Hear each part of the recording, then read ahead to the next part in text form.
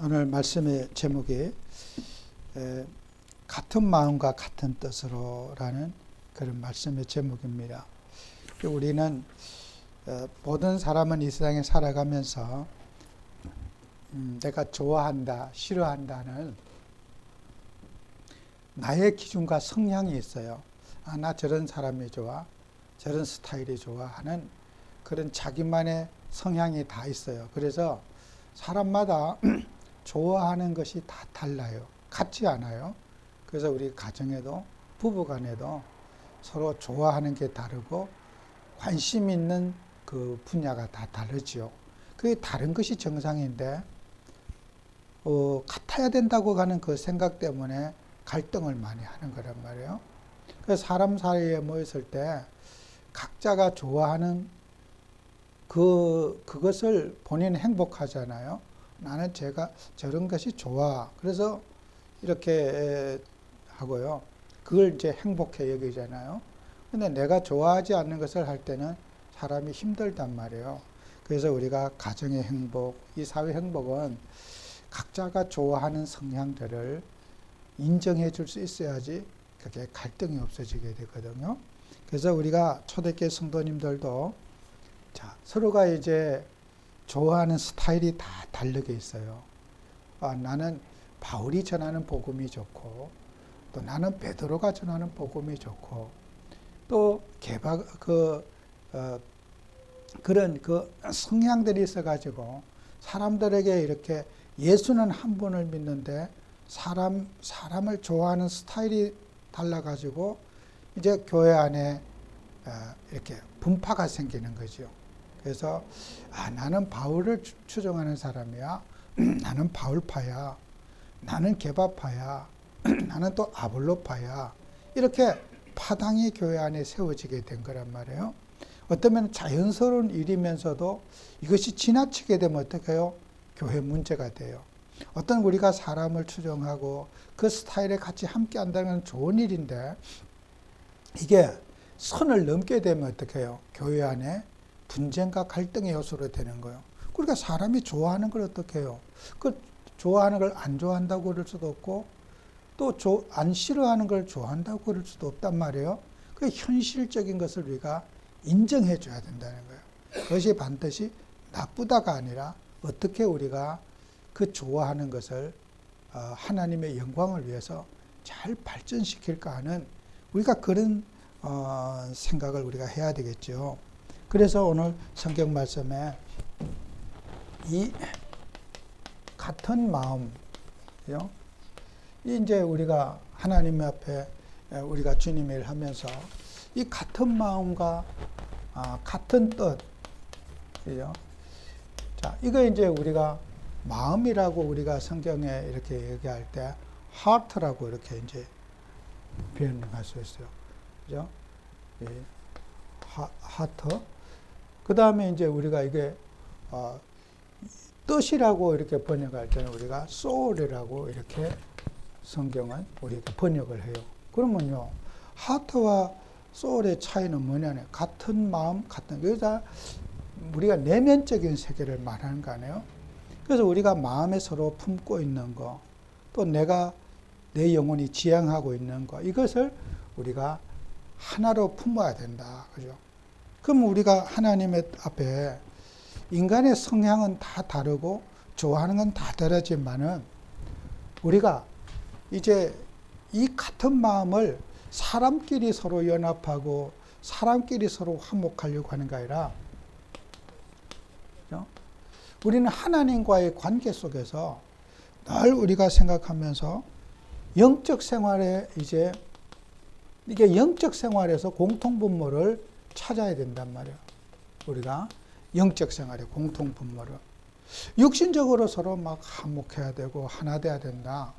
절대로 인간은 자기 성향을 포기할 수도 없고 자기 성향을 바꿀 수 없어요. 그래서 우리가 타고난 기질은 절대로 바뀌지 않아요. 여러분과 우리 인생에 살면 내 인생이 좋아하는 거, 싫어하는 거 이것이 노력한다고 바뀌어지는 거냐는 거예요. 그래서 이 불신자들은 운명이라 그래요. 안 바뀌어요. 타고난 성품은 바뀌지 않아요. 그러나 그 타고난 성품이 조화 있게 함께 하려고 하면은 우리가 각자가 다른 세계의 가치관을 가지고 살아야 된다는 거예요. 그래서 우리 성경에도 이스라엘 백성들을 연합시키고 한 마음 한 뜻으로 품는 길이 무엇인가. 그래서 이스라엘 백성들에게, 광야에 사는 이스라엘 백성들에게, 출애굽한 이스라엘의 백성들에게 하나님이 말씀을 부탁하는 거예요. 신명기 6장 4절에서 6절에 보면은 말씀을 부탁하는 거예요. 우리가 한 마음 한 뜻이 되기 위해서는 한 가지에 우리가 올인해야 된다. 그건 뭐예요? 우리가 5절에 보면은 너는 마음을 다하고 뜻을 다하여 힘을 다하여 내 하나님 여호와를 사랑하라 그랬어요. 여기에서도요. 마음을 다하고 뜻을 다하고 힘을 다하여 내 하나님 여호와를 사랑하라. 하나님을 사랑하는 것을 통해서 우리가 소통이 될 수 있다는 거예요. 인간 세상에서 보면은 인간 중심의 생각에서 생각해 보면은 굉장히 좀 안 맞는 말이죠. 왜 사람끼리 서로 마음 맞추기 위해서 서로 풀고 대화하고 해야 되는데 사람과의 소통은 제쳐놓고 왜 하나님을 바라보라고 하느냐? 하나님은 그렇지 않아요. 인간관계 소통을 위해서는 하나님을 바라봐라. 그래야지 사람관계를 소통할 수 있다. 하나님은 그렇게 가르치는 거예요. 어떻게 보면 이스라엘이 분쟁하고 원망하고 질서가 없고 무질서한데 하나님은 윤리적이고 도덕적인 얘기, 뭐 좀 그런 얘기를 말씀해야 되지 않겠어요? 인간 편에 봤을 때는 야 너희들이 좀 뭐 이렇게 주의도 하고 조심도 하고 어떤 그 먹는 것도 좀 참고 그런 어떤 인간이 갖춰야 되는 규율에 대해서 하나님이 말씀 이렇게 인간 편에서 볼 때는 그런 규범을 얘기해 주시는 게 훨씬 더 고맙잖아요. 근데 하나님은 인간이 가지고 있는 규범보다 먼저 하나님을 사랑하라. 마음과 뜻을 다하여 힘을 다하여 하나님을 사랑하라. 그리고 그 하나님을 사랑하면서 너희 자녀들에게 말씀을 가르쳐라. 어떻게? 집에 있을 때 가르치고 너희 집안에 앉아 있을 때 가르치고 길을 갈 때도 가르치고 또 누워 있을 때도 가르치고 일어날 때도 가르치고 이 말씀을 가르치라는 거예요. 이 말이 뭐예요? 우리가 이 자녀들에게 가정에 있는 식구들 자녀들에게 말씀을 가르치라. 이것이 가정을 회복하는 길이고 공동체를 회복하는 길이고 한마음 한뜻을 품을 수 있는 것은 말씀을 가르치는 일이다. 이것을 항상 말씀을 가르치라. 자녀들에게 또 너에게 나 자신에게는 너는 또 그것을 내 손목에 매며 이 손목에 맨다는 말은 무슨 말이겠어요? 모든 일을 할 때 우리가 손으로 일을 하잖아요. 노동을 하잖아요. 일할 때 또 이럴 때 말씀의 기준으로 우리가 판단하고 생각해나는 거잖아요. 우리가 일할 때 생업에 종사하고 살아가는 모든 가운데 말씀을 기준으로 삼아라. 손목에 매라. 그죠?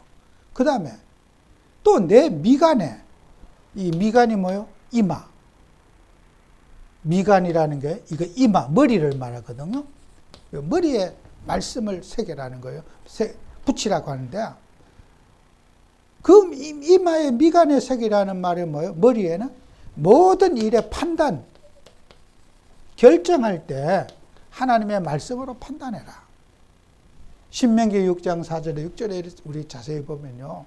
아주 이스라엘에게는 같은 마음과 같은 뜻을 품는데 우리가 갈등하고 분쟁하지 않는 유일한 방법은 하나님의 말씀에 온 가족의 식구들이 하나가 되어야 된다.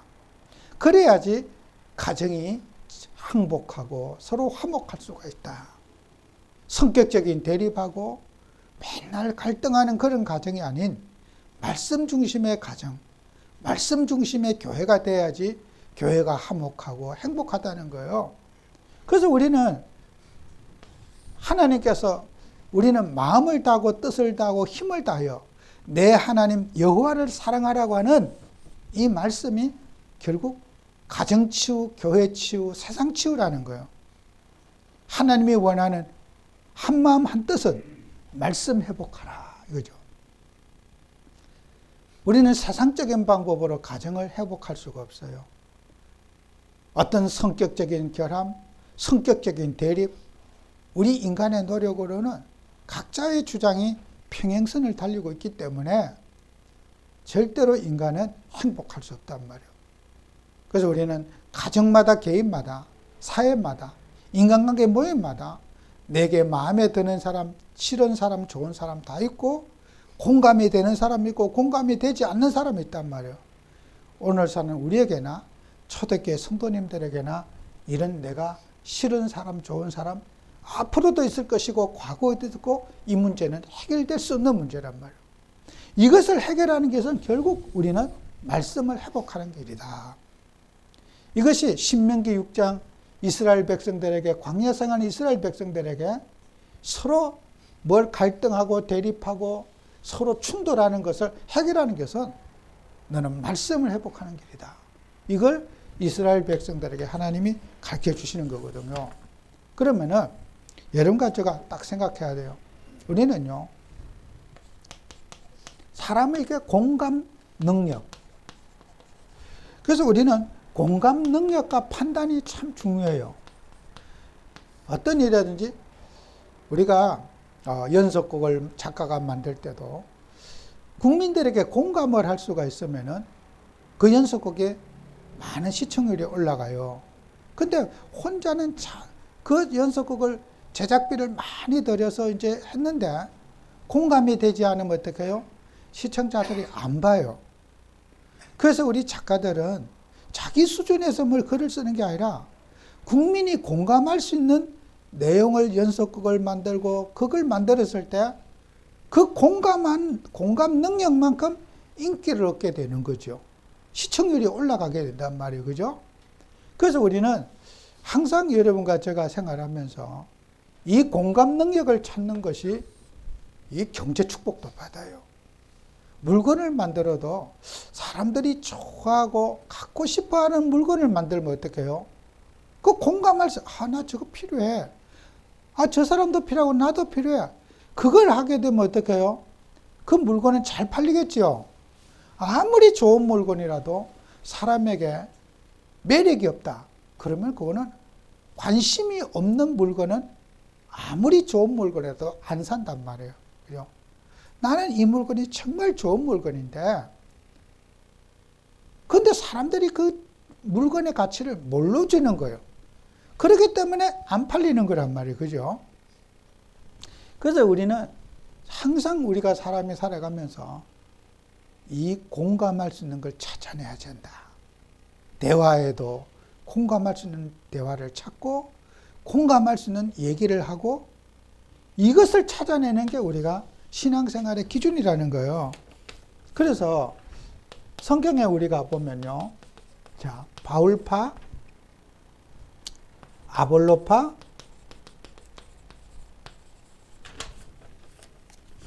게바파, 그리스도파. 이 네 가지 파가 오늘 이 본문에 나오거든요.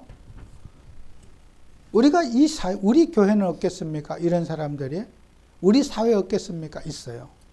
내가 좋아하는 성향을 가진 목사님이 다 달리게 있어요. 교회마다 나는 저 목사님이 좋아. 성도님들이. 하나님은 한 분을 믿지만은 좋아하는 스타일이 다 다르게 있다는 말이에요. 그래서 그러면 성도님이 목사님을 좋아하는데 그게 나쁜 거냔 말이에요. 나쁘지 않거든요. 성도님이 목사님을 좋아하는데 왜 나쁘냐 말이에요. 어떻게 좋아해야 되죠. 그죠? 그런데 사람들마다 자기 성향에 따라서 목사님을 좋아하기도 하고 나는 저 목사님이 좋아 이런단 말이에요. 이 바울파도 마찬가지예요. 바울이라고 하는 사람을 좋아하는 사람은, 바울은 뭐예요? 헬라의 문물을 받은 헬라 문화를 가진 사람이에요. 그가 유대인이면서도 헬라 문화를 접했고 로마의 시민권자로서 어떤 그런 제도와 현실의 문화에 잘 적응하는 그런 문화를 가진 사람이 바울이란 말이에요. 어떤 감각도 있고 시간의 개념도 있고 좀 뭔가 헬라적인 가치관을 가지고 있는 사람이 바울이야. 그러니까 조금 요즘으로 말하면 조금 스마트한 스타일들이에요. 그러니까 바울은 아주 무슨 사역을 할 때도 아주 이렇게 자기 나름대로 룰이 딱 있어. 여기 갔다 저기 갔다 딱딱 하는 어떤 절제된 그런 이제 사역을 해요. 어떤 때는 3주, 한 달 있으면서 말씀 전하고 여기서 여기까지 사역하고 여기서 여기 어떻게 하고 딱 계획적이고 계산적인 사역을 바울이 한단 말이에요. 그런데 이 바울, 게바 같은 사람은 반대요.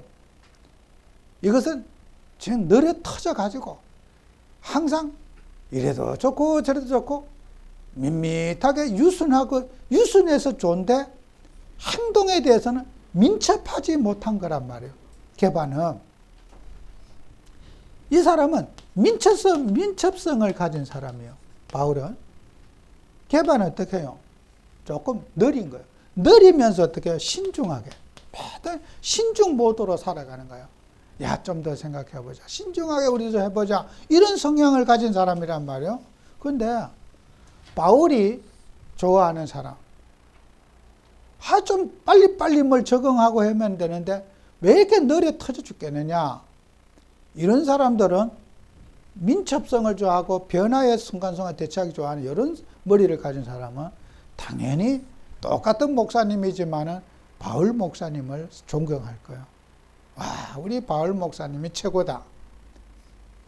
어떤 분은 우리는 조금 더 생각해보자. 이렇게 신중하게 좀 해보자. 우리가 어떤 과거의 어떤 교회와 여러 덕이 되는지 안 되는지 신중하게 좀 따져보고 생각해보자.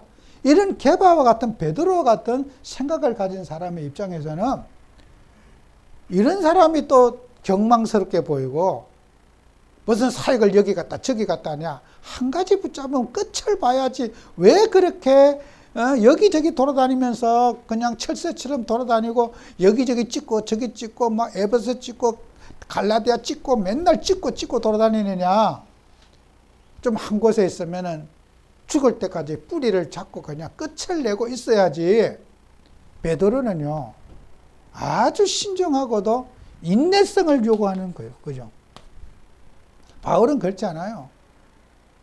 항상 이사갈 준비를 딱 하고 사는 사람이에요. 사역을 하다가도 이게 아니다면 바로 갈 수 있는 사람. 이런 사람이에요. 그러니까요. 사람이 바울을 좋아하는 사람. 성실하게 한 가지 뿌리 잡으면 마르고 딸도록 끝까지 하는 이 베드로와 같은 사람. 이 성향이 달라서요. 바울파가 있고 베드로파가 있게 되는 거란 말이에요. 그 자기 타고난 성품인데 그걸 나쁘다 좋다가 아니잖아요. 바울도 필요하고 게바도 필요하단 말이에요. 그죠? 또 이 아볼로는 어떤 사람이냐?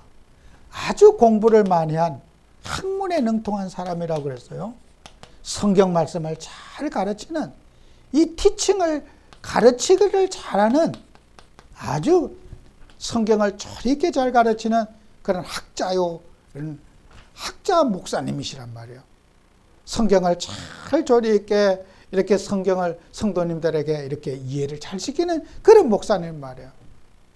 그러니까 야, 정말 내가 성경을 가르치고 성경을 이해시키는 거 얼마나 소중합니까? 어떻게 보면 이 지적인 배경을 가지신 분이 아볼로 목사님이란 말이에요. 지적인 목회하시는 분. 그러니까 이런 지적인 목회를 하시는 분들은 당연히 지적인 생각을 갖고 뭐 알고 싶어 하는 사람들은 아볼로 목사님을 최고로 따를 수밖에 없겠죠.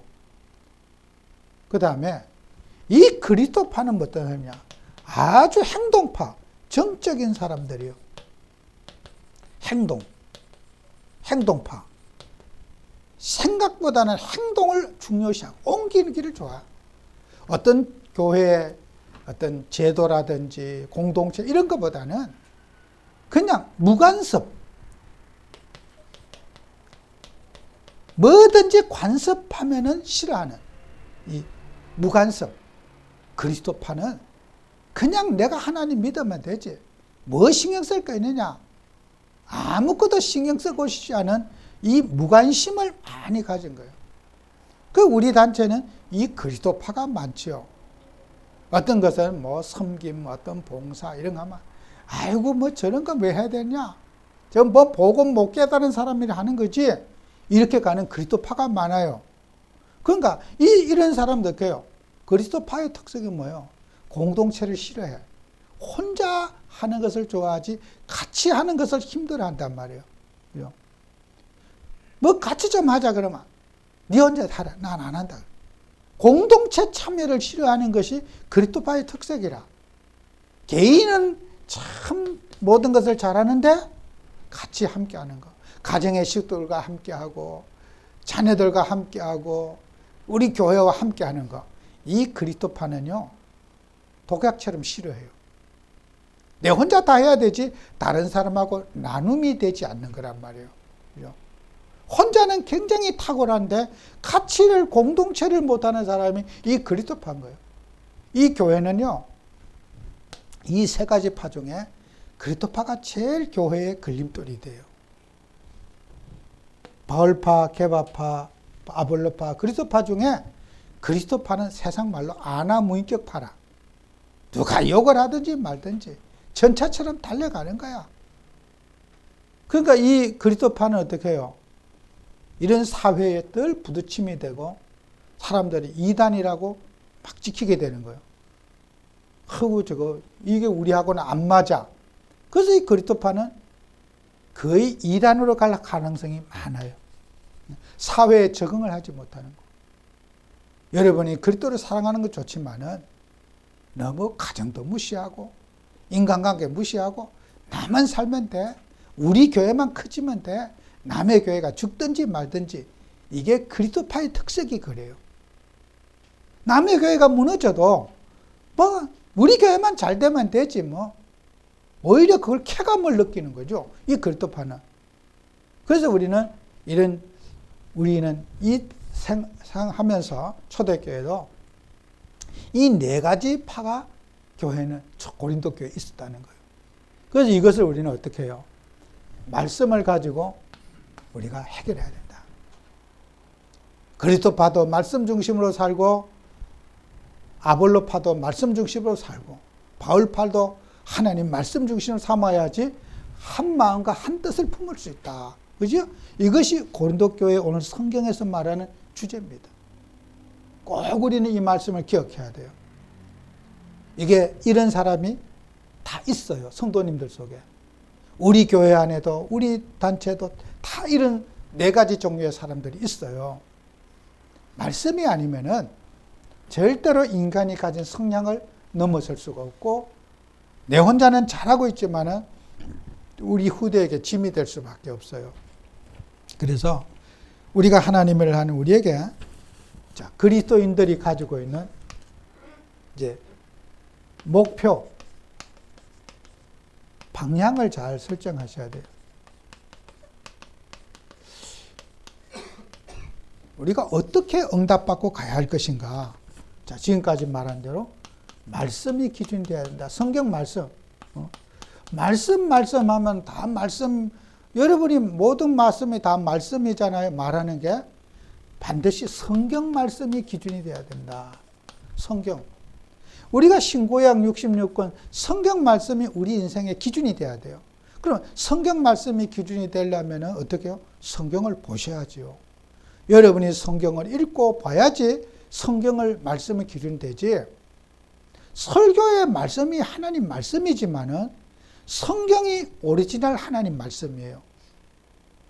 그래서 설교 들었다고 말씀만 보면은 여러분 굉장히 놓칠 수가 있어요. 그래서 우리는 성경 말씀을 기준으로 우리가 판단하고 생각해야 된다는 거예요. 그래서 성경에 제가 디모데후서 3장 12절에서 17절의 내용을 여러 번 여러분에게 본문의 말씀을 많이 드리고 있는데 이 내용에 보면요. 이게 이제 디모데에게 부탁하는 말이거든요. 너는 배우고 확신한 일에 거하라. 너는 내가 누구에게서 배운 것을 알며 어려서부터 성경을 알았나니 성경이 능히 너로 하여금 그리스도 예수 안에 있는 믿음으로 말미암아 구원에 이르는 지혜가 있게 하느니라. 바울이 디모데에게 부탁한 말이거든요. 너는 어릴 때부터 성경을 알았다. 성경 말씀을 너는 갖고 있으니까 그걸 기준으로 해서 너는 사역해라. 교회 가면요. 디모데가 나이가 젊어요. 사람들은 나이 때문에 또 이렇게 좀 좋아하는 것, 어린 젊은 사람을 좋아하는 것도 있지만은 이렇게 나이 드신 분들이 젊은 교육자들을 조금 이렇게 등한히 하는 경우도 있겠지요. 그러니까 우리가 너는 세상 쳐다보지 말고 말씀을 기준으로 살아라. 인간의 경험 또 뭐 그런 거 따지지 말고 항상 말씀의 기준으로 모든 것을 판단하고 생각하라고 하는 바울의 부탁이죠. 그리고 우리는요, 예수님께서 우리에게 주신 게 있어요. 공생애. 이 공생애가 또 기준이 돼야 돼요. 예수님이 마태복음부터 제가 이번 주부터는 제가 이제 우리가 민수기까지 읽고 다시 신약으로 돌아가서 마태복음부터 성경 읽기를 하려고 지금 이번 주부터 지금 생각하고 있어요. 그럼 마태, 마가, 누가, 요한복음 예수님이 공생의 기간에 어떤 일을 하시고 예수님이 어떻게 사셨는가 하는 항상 우리는요. 우리 예수님이 기준이 돼야 돼요. 다른 기준이 되면 안 돼요. 누가 어떻게 했는데 참고하시고 항상 주님이라면 이럴 때 어떻게 했겠는가. 예수님이라면 이때 어떻게 판단하고 했겠는가는 예수님이 우리가 기준이 돼야지 우리가 세상을 살릴 수가 있습니다. 누가 어떤 행동을 했더라도 참고하시고 예수님이 기준이 돼야 돼요. 더 또 우리가 중심이 되는요. 그리스도가 기준이 돼요. 그리스도 기준. 그리스도 중심으로 살아야 돼요. 항상 이게 복음에 맞나 맞지 않나 생각해 봐야 돼요. 예수님이 그리스도라고 하는 이 복음 속에 대입을 해보고 종교 세상의 우상, 흑암, 각종 미신, 사이비, 이단들 검사하는 방법이 뭡니까? 그리스도의 기준으로 봐야지 세상을 우리가 병든 세상 살릴 수가 있어요. 그리스도의 저게 복음이 맞냐 안 맞냐? 저게 그리스도의 기준이 맞냐? 죄사함의 기준, 그리스도만이 죄사할 수 있고 속죄의 완성 그리스도, 인간을 구원하신 그리스도, 사단의 손에서 우리를 꺼내신 그리스도. 항상 이 그리스도의 기준으로 우리가 세상을 진단하고 판단할 수 있어야 된다. 저게 복음이냐 아니냐. 이걸 우리가 해야 되죠. 그죠? 더 우리가 중요한 게 있어요. 영혼 구원. 어떻게 하면 우리는 저 사람의 영혼을 구원할 것인가? 이런 우리가 인생의 목표와 방향을 가지고 우리는 말씀을 보고 또 우리가 이 세상에 어떤 사람을 좋아하더라도 좋아하는 걸 또 싫어한다고 말할 수도 없잖아요. 그럼 좋아하면서도 이 기준에 맞는 우리가 삶을 살자.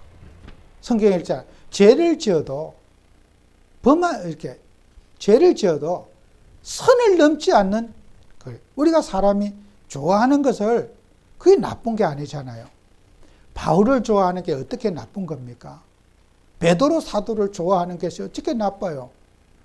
좋아하는 그 자체는, 사랑하는 그 자체는 좋은 겁니다. 여러분은 우리 성도님들을 사랑하고 여러분이 목사님과 교회를 사랑하는 거 하나님이 기뻐하셔요. 그런데 이것보다 더 사랑하는 게 문제야. 예수님보다 더 사랑하면 안 된다. 항상 예수님 제일주의로 살아가야 된다는 것이, 그럴 때 우리는 이분들이 더 소중하지 않겠어요? 이걸 우리가 기억해야 된다. 그죠? 그럼 우리는 앞으로 교회 안에 있는 갈등과 문제,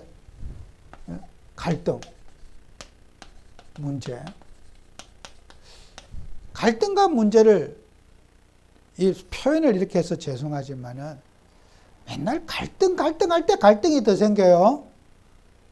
여러분이 갈등 없다가도 갈등 얘기하면 갈등이 일어나. 자, 이 말도 제가 안 했으면 싶어요. 문제 얘기하다가 문제에 잡혀요. 문제를 얘기하고 문제를 말하다 보면 없던 문제가 자꾸 생겨. 그래서 야, 이게 진짜 문제, 갈등 그 단어 자체를 안 했으면 좋겠다. 그 문제 얘기할 때 문제에 사로잡히게 되고 갈등 얘기할 때 더 큰 갈등에 부딪히게 돼요. 항상 이렇게 우리가 은혜로 살고 믿음으로 살면 얼마나 좋을까. 여러분이 어떤 가정에 가서도 뭐 갈등 얘기 들어줄 수 있잖아요.